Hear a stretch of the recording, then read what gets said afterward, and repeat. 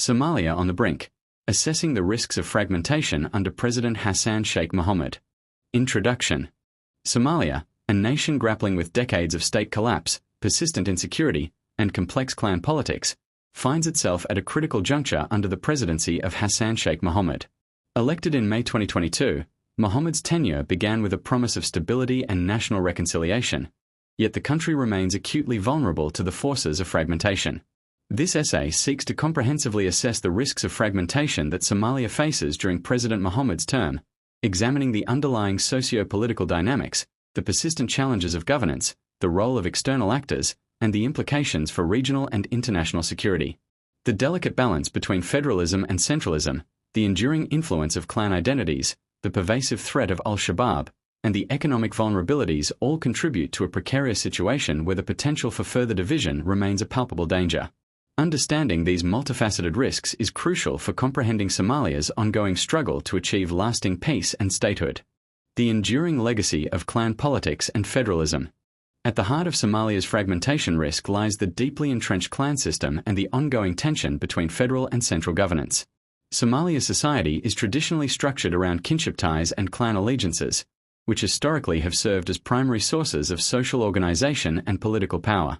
While this system provided a form of governance in the absence of a strong state, it also creates inherent divisions. The post-2004 federalization process, intended to decentralize power and accommodate diverse regional interests, has inadvertently amplified these clan-based political aspirations. President Mohamud's administration inherits a complex federal structure where regional member states often exhibit strong autonomous tendencies. Some of these states, like Puntland and Somaliland, have already declared de facto independence or a high degree of self-governance, posing significant challenges to the federal government's authority. The constitutionality and legitimacy of these arrangements are subjects of ongoing debate, creating a fertile ground for political maneuvering and potential secessionist movements. Furthermore, the distribution of resources and political power between the federal government and the member states is a constant source of friction. Disputes over revenue sharing, security responsibilities, and constitutional interpretations can quickly escalate, pushing regions towards greater self-reliance and away from the central government's embrace. For instance, Puntland's repeated assertions of sovereignty, particularly during periods of perceived marginalization or when opposing federal policies, underscore this persistent threat. The federal government's ability to manage these competing interests, foster a sense of shared national identity, and ensure equitable distribution of power and resources is paramount to mitigating the risk of outright fragmentation. The current administration's approach to engaging with regional leaders, mediating disputes, and building consensus on key national issues will be a critical determinant of Somalia's territorial integrity. The persistent threat of al-Shabaab. While clan politics and federalism present internal structural challenges, the most immediate and potent threat to Somalia's unity comes from the militant group al-Shabaab.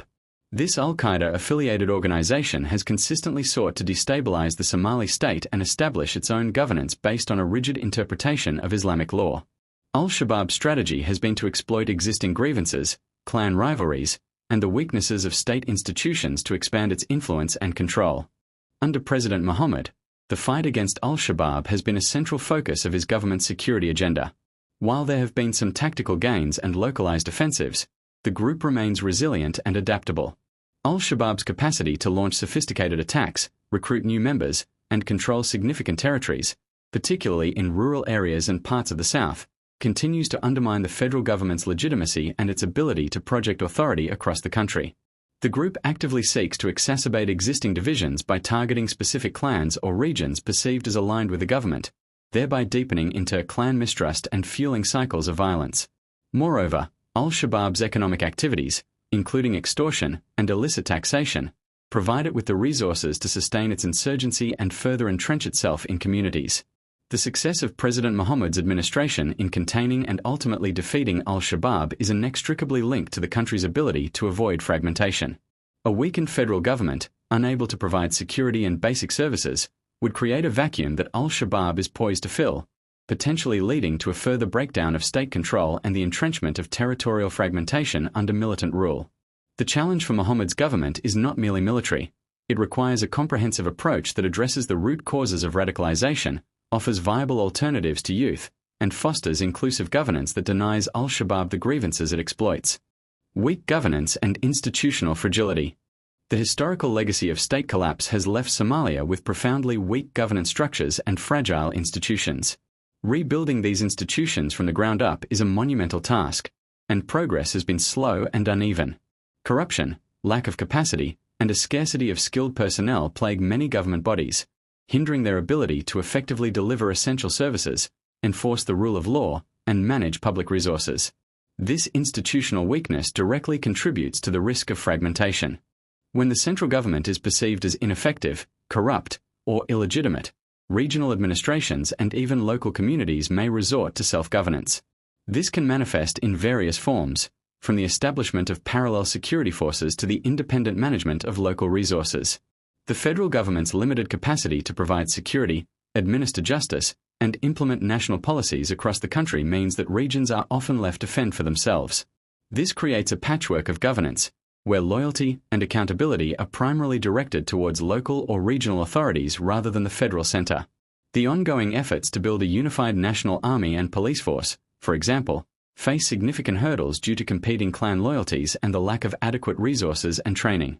Without effective and legitimate state institutions, the central government struggles to assert its sovereignty and command the allegiance of its citizens, making it more susceptible to external pressures and internal centrifugal forces.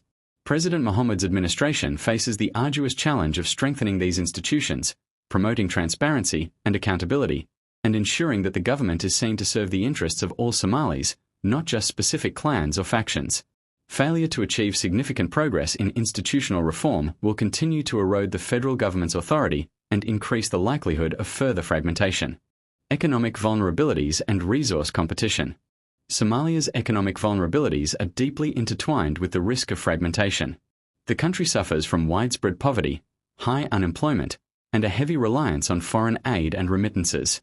The limited formal economy, coupled with the devastation wrought by decades of conflict and environmental shocks like drought and floods, means that many citizens lack basic economic opportunities. This economic precarity can be exploited by various actors seeking to advance their agendas.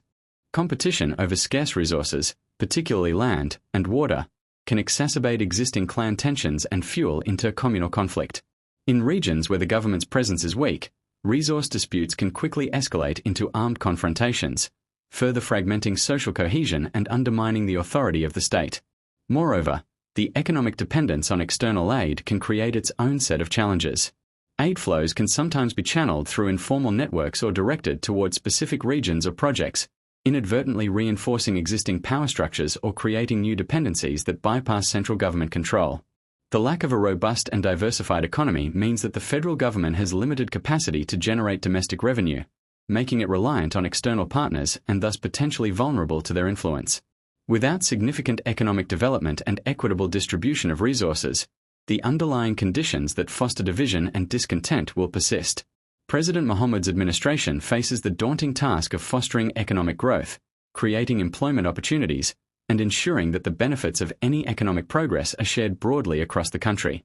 This includes developing sustainable livelihoods, attracting investment, and managing natural resources in a way that promotes national unity rather than exacerbating divisions. The role of external actors and regional dynamics. The fragmentation of Somalia is not solely an internal affair.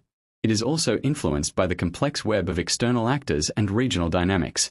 Neighboring countries, international organizations, and global powers all have vested interests in Somalia's stability and security, but their interventions have sometimes had unintended consequences.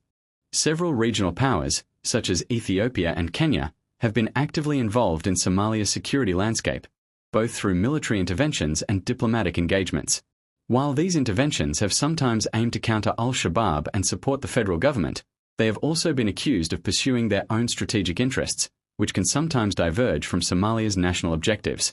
These divergent interests can inadvertently empower or undermine specific Somali factions, thereby contributing to internal divisions. For instance, historical border disputes and security concerns have often led to interventions that, while well-intentioned, may have strengthened certain regional administrations or clans at the expense of others, complicating efforts towards national unity. International partners, including the United Nations and the African Union, have provided significant support for state-building and security sector reform. However, the effectiveness of this support can be hampered by a lack of coordination among donors, differing approaches to engagement, and the volatile nature of the Somali political environment. External actors can also inadvertently create fragmentation by favoring certain institutions or regions over others, leading to perceptions of bias and exacerbating existing rivalries. President Mohammed's government must navigate this complex geopolitical landscape with careful diplomacy, ensuring that external engagement supports Somalia's sovereignty and national unity rather than perpetuating divisions. Building strong, independent Somali institutions that can effectively manage their own affairs and resist undue external influence is crucial for long-term stability and preventing fragmentation. Conclusion. President Hassan Sheikh Mohammed's administration inherits a Somalia teetering on the precipice of further fragmentation. The deep-seated legacy of clan politics, intertwined with the complexities of federalism, continues to fuel regional autonomies and challenge the authority of the central government. The persistent and resilient threat of al-Shabaab exploits these divisions, seeking to destabilize the nation and establish its own territorial control. Compounding these challenges are the profound weaknesses in governance and institutional fragility, which limit the state's capacity to provide security, deliver services, and command legitimacy. Economic vulnerabilities and competition over scarce resources further exacerbate societal tensions, creating fertile ground for conflict. Finally, the intricate involvement of external actors and regional powers, while often aimed at stability, can also inadvertently contribute to fragmentation by pursuing divergent interests.